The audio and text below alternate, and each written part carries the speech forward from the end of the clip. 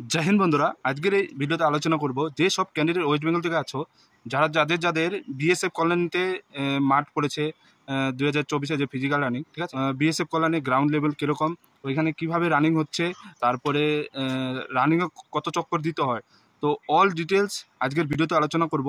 আর আমার একটা ভাই বিএসএফ কল্যাণীতে রানিং করে এসছে ঠিক আছে, পাস করে এসছে 2021-এ ঠিক আছে।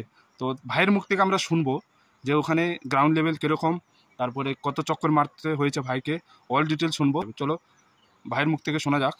বলছি ওখানে রানিং যে স্টার্ট হয়েছে ক্যাম্পের ভিতর থেকে স্টার্ট হয়েছে, বাইরে রানিং করতে হয় নাকি ক্যাম্পের ভিতরেই গ্রাউন্ড আছে সেখানে রানিং করতে হয়েছে নাকি রাস্তায় রানিং করতে হয়েছে? রানিংটা প্রথমত ক্যাম্প থেকে 1 কিলোমিটার পিছনে নিয়ে যাবে গাড়িতে করে, সেখানে গিয়ে ছেড়ে দেবে এবং ক্যাম্প পার করে 2 কিলোমিটার রানিং হবে। আর রিটার্নের সময় আর 2 কিলোমিটার হবে, কারণ 2 কিলোমিটার ক্যাম্প থেকে 3 কিলোমিটার গিয়ে টোকেন নিয়ে আসতে হবে আর 2 কিলোমিটার রিটার্ন চলে আসতে হবে। আর তোমাদের যখন রানিং হয়েছে কজন একসাথে ছেড়েছে? একসাথে গ্রুপে কম করে হলো 100 জন ছেড়েছে। 100 জন। পাস কতজন হয়েছিল? পাস ওটা টাইমিং এর উপর থাকে, 80% পাস।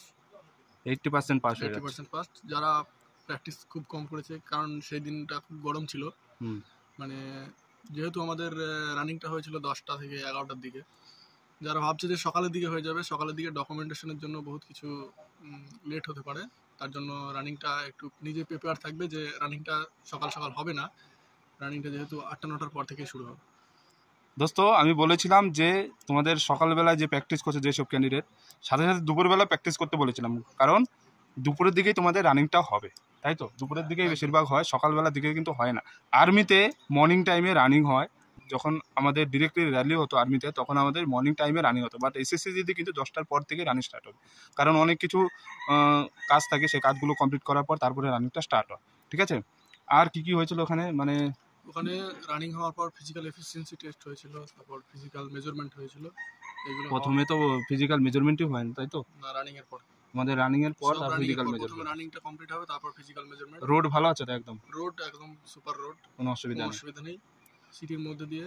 আর ওখানে হিউমিডিটি খুব বেশি, মানে গরমটা খুব বেশি ওখানে।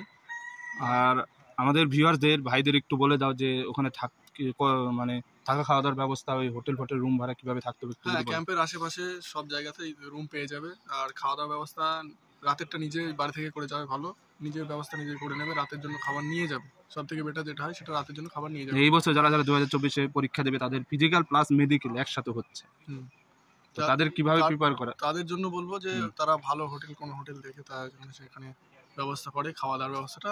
আর ডকুমেন্ট ভেরিফিকেশন সেই দিনই হয়ে যাবে। ফিজিক্যালের পরে ডকুমেন্ট ভেরিফিকেশন। এই বছর যারা এক্সাম দিতে যাচ্ছ তাদেরকে আমি একটাই কথা বলবো যে ডকুমেন্টসগুলো তোমরা ধ্যান সহকারে বাড়ি থেকে নিয়ে যাবে ঠিক আছে। কোনো কিছু যেন বাড়িতে ফেলে রেখে এসো না, কারণ তুমি কিন্তু টাইম পাবে না ওখানে যাওয়ার পর ঠিক আছে। যখন তোমাদের ফিজিক্যালে যারা পাস হয়ে যাবে ঠিক আছে, যেসব ক্যান্ডিডেট ফিজিক্যালে পাস হয়ে যাবে তারপরে তোমাদের ডকুমেন্ট ভেরিফিকেশন হবে। কিছুদিন আগে আমি একটা ভিডিও দেখেছিলাম, ডোমিসিয়াল সার্টিফিকেটের জন্য রিটার্ন করে দিয়েছে, তাকে টাইম দিয়েছে 5 দিন, কিন্তু সে যে প্যারেশান হচ্ছে ঠিক আছে। এই জন্য বারবার বলছে যেসব ক্যান্ডিডেট পরীক্ষা দিতে যাচ্ছ ধ্যান সহকারে সতর্কতাভাবে নিজের যে ডকুমেন্টসগুলো নিয়ে যাবে আর সাবধান সহকারে রাখবে। ডকুমেন্ট ভেরিফিকেশন হওয়ার পর তোমার মেডিকেল হয়ে যাবে ঠিক আছে। মেডিকেলে তোমার যদি বডিতে যদি কোনো প্রবলেম থাকে তুমি কিন্তু আগের থেকে ট্রিটমেন্ট করে নিয়ে আসতে হবে ঠিক আছে। আচ্ছা তোমার মেডিকেল কোথায় হয়েছিল? কল্যাণীতে হয়েছিল, Kalyani BSF camp, BSF 112 battalion. আচ্ছা আচ্ছা। তো এই বছর তো একসাথেই মেডিকেল, যেসব ক্যান্ডিডেট ফিজিক্যালে পাস হচ্ছে তাদেরই মেডিকেল হচ্ছে একসাথে। তো ভাইদের একটু মোটিভেশন হচ্ছে কিছু বলো রানিংয়ে, বিশেষ করে রানিংয়ের জন্য। অনেক ক্যান্ডিডেট আমি জিসি দুর্গাপুরের অনেক ভিডিও দেখলাম, তো অনেক ক্যান্ডিডেট ফেল হয়ে যাচ্ছে ঠিক আছে। দুর্গাপুর জিসিতে ফেল হয়ে যাচ্ছে তার কারণ হলো তোমরা প্র্যাকটিস ঠিকমতো করোনি ঠিক আছে। তোমরা যদি ঠিকভাবে প্র্যাকটিস করতে তাহলে আরামসে পাস হয়ে যায়, কারণ জিসি দুর্গাপুর ক্যাম্প এমন জায়গা, আমি নিজে ভর্তি হয়েছি ওইখানে। তো ওইখানে যে লেভেল, গ্রাউন্ড লেভেল একদম লেভেল, উঁচা নিচা রাস্তা নেই, পাহাড়ি রাস্তা নেই ঠিক আছে, পাহাড়ি রাস্তা নেই। আরামসে তুমি যদি চেষ্টা করো আরামসে রানিং পাস হয়ে যাবে ঠিক আছে। তো ভাই কিছু বলবে রানিং সম্বন্ধে? তো রানিংয়ের জন্য প্র্যাকটিসটা সব থেকে মেন, আর প্র্যাকটিসটা মেন্টালি বেশি প্রিপেয়ার হয়ে থাকবে যে আমাকে এতক্ষণ দৌড়াতে হবে, এটাই হচ্ছে মেন। হাল ছাড়লে হবে না, শেষ পর্যন্ত দৌড়াতে হবে। সোজা কথা, তুমি যে রানিংটা স্টার্ট করছো তোমাকে হাল ছাড়লে হবে না, তুমি ধীরে ধীরে ধীরে ধীরে স্টেপ বাই যে রানিং করতে থাকো, দেখবে তুমি আরামসে রানিংও পাস হয়ে যাবে ঠিক আছে। হাল ছেড়ে দিলে হবে না, যে একটুখানি রানিং করার পর হাঁপিয়ে যাচ্ছ যে দাঁড়িয়ে পড়ছো, এরকম করলে কিন্তু হবে না। তোমাকে কন্টিনিউ ধীরে ধীরে রানিং করো, মাঝখানে স্লো মোশনে যাও, কোনো অসুবিধা নেই, কিন্তু দাঁড়িয়ে পড়লে হবে না, বসে গেলে হবে না, ঠিক আছে? আরামসে রানিং করে দেখবে তুমি 5 কিলোমিটার রানিং 24 মিনিট আরামসে কমপ্লিট হয়ে যাচ্ছে, ঠিক আছে? আর কিছু বলবে ভাই? না আর কিছু না, সবাইকে জয় হিন্দ। আচ্ছা, যাই হোক, যেসব ক্যান্ডিডেট জিসি দুর্গাপুরে যাদের পড়েছে, তো অনেক ভাইদের মোরাল ডাউন হয়ে যাচ্ছে, ফেল হয়ে যাচ্ছে এর কারণে, ঠিক আছে? মোরাল ডাউন করার কোনো দরকার নেই, একবার ফেল হচ্ছে তাতে কি হচ্ছে, নেক্সট বার তোমাদের যে ভ্যাকেন্সি, নতুন ভ্যাকেন্সি যে বেরিয়েছে 2025-এ, সেখানে পাস হয়ে যাবে, ঠিক আছে?